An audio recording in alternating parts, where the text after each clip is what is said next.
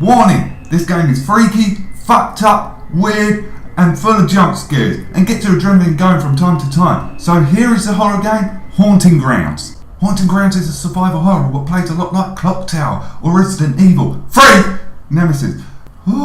Where you're getting chased all the time. If you like them games, this is another one to add to your collection. I recommend it, but if you're still not sure, stick around. This game came out at the late stages of the PS2 back in 2005. You play as a character called Fiona, a 18-year-old girl, and her friend called Huey.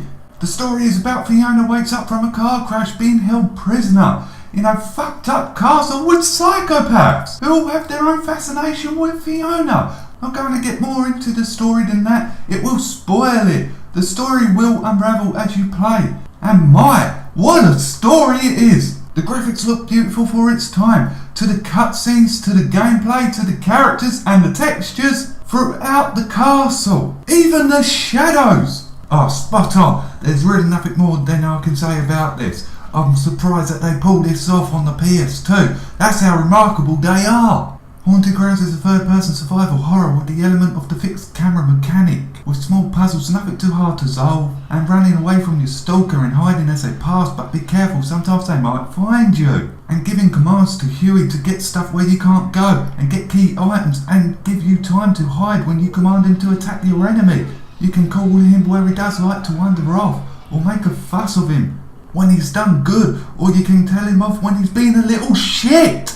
All of these makes up for Huey's behaviour towards you. The clock represents a save point where you can save multiple times and have different save files. There's an inventory screen of what items that you collect. And to open up locked doors, you just use the key in your inventory. It will not do it on its own, but the inventory is easy to navigate and use certain objects to stun your enemies. Just watch out for these orbs. They make noise and get one of the psychopaths after you. And there's not a health system, more like a freak out moment in the game where Fiona panics. The screen goes blurred and she stumbles. If it gets too severe, she dies.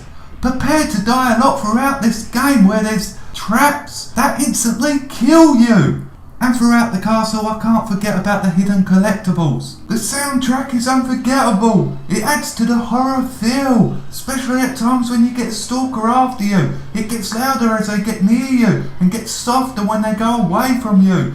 It's so well integrated. The characters all have their own thing. So let's start off with Fiona at first. She seems weak at first, but as you progress, her character builds from asking the maid to stay to facing her fear and start making you care for her. Her character grows on you and you start feeling sorry for her. And the dog Huey is Fiona's companion. And yes, even the dog's got a personality in this. Bit of an aggressive one, but who blames him for what he's been through? But he's very kind to Fiona. And the troll is like a man-child or plays with dolls. Something else to creep me out. Not the troll, the doll. He seems to have a over-obsessive disorder. Then we get to the maid. The maid is the best one. She seems like a robot, not a fucking feeling. And you get edgy vibes around her. Like if she can break at any moment. For fuck's sake, just don't show her a mirror.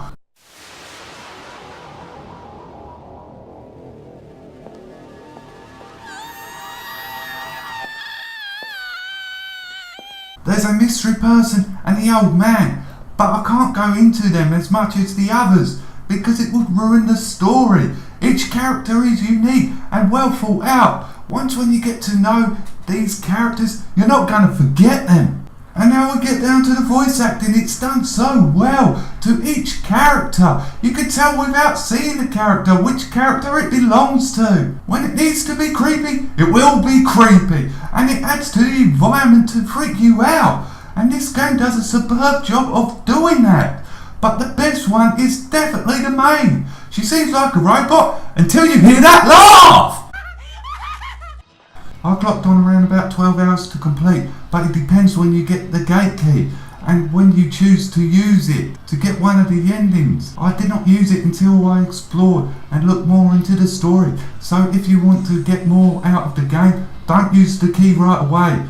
Keep on going to see what the story's more about. That's my advice. The negative side to this game is that the tutorial totally sucks. All you get is this page telling you what the buttons are. And time when I read this, I forgot the fucking buttons. I had to keep on looking in the inventory to learn the controls. They could have implemented this much better. And the fixed camera did piss me off from time to time, where I was running away from a stalker and went into the next room, and where the camera changed angle, I ran back into the other room, into the fucking stalker. And now onto the plus side, there's no load screens. Really, I never even hit one, and it kept its frame rate the whole time. Fuck knows how they did this where the game is so huge. And a few times this game did make me jump and got my adrenaline going. And I hate that fucking phone!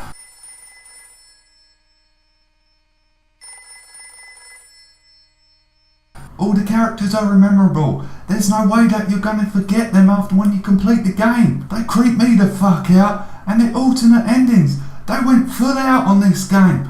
Especially on each character. Overall, this game gets a 9 out of 10. A goal! If you can't tell, I like this game, especially where I've been searching for a decent horror game for a long time. And I definitely recommend this if you're into your survival horror. And a word to Capcom, please make more survival horror games in the future. This one was awesome, and it goes to show that not all games need guns. I want to see more survival horror in the future. And as always, until next game, I'm fucking off.